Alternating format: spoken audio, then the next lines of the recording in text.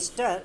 Chairman, sir, I am grateful to you and this August House for giving me an opportunity to give expression to my feelings on certain topics which are intimately connected with the development of this country.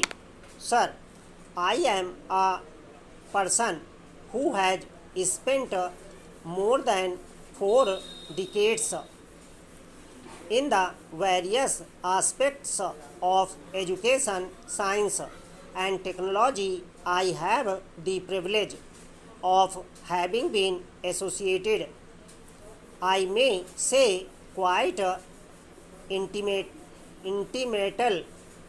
with the various scientific organizations in the country. Apart from this, science, education, and technology form the foundation upon which depend the development and prosperity of this country.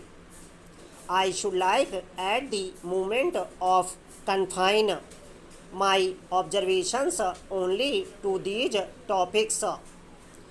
We have been very much interested to learn from the papers the various types of schemes that are being put up for the development of the subjects by the Ministry of Education. In fact, there have been so many types of projects and so many types and patterns of education, and so much money is being spent that it gives us hope that sooner than later the standard of achievement in our country with regard to these subjects will be raised.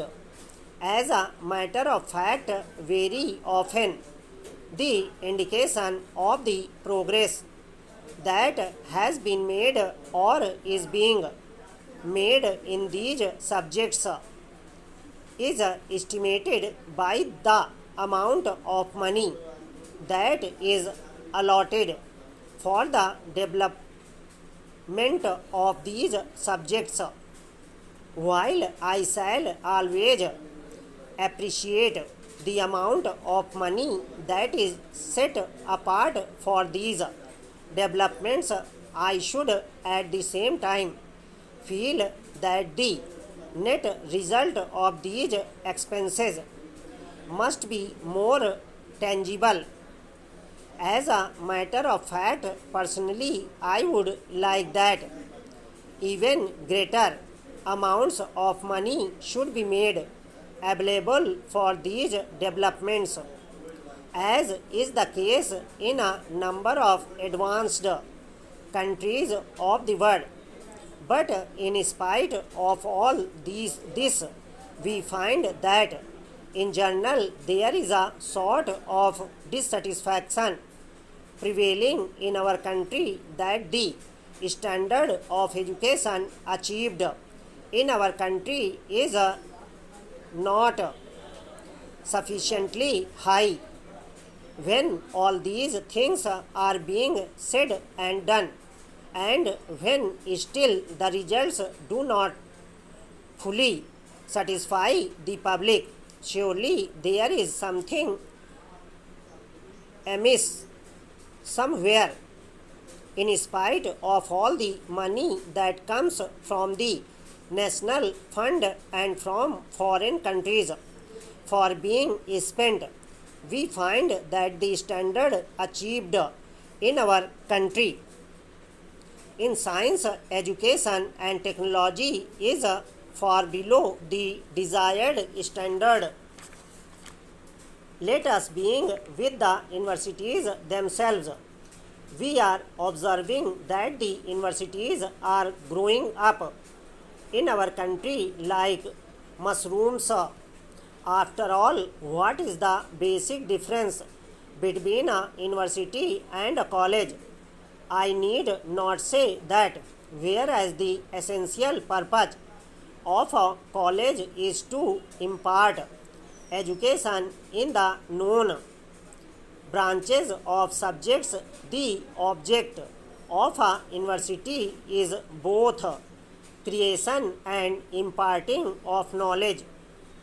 Let us examine the condition of the staff that has been given to so many of these universities. I am very unhappy to give a picture of the present conditions.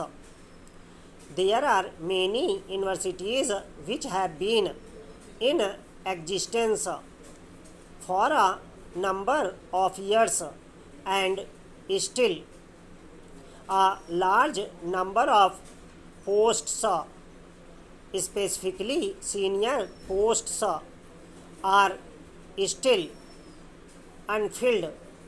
If we go on creating universities like this, and if we do not succeed in getting the proper type of teaching staff, how can we expect that the universities would be able to discharge their responsibilities?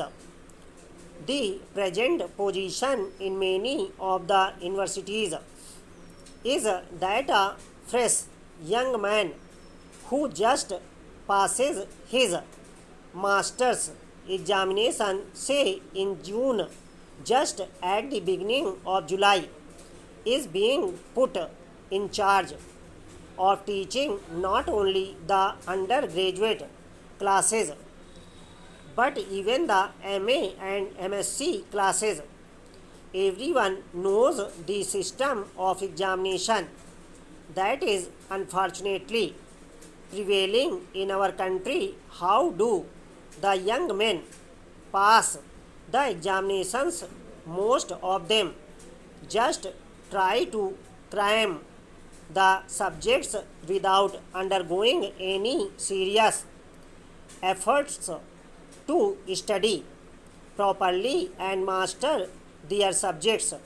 Thanks to the system of examination, they often succeed in getting very high percentage of marks, and then they are appointed to the staff.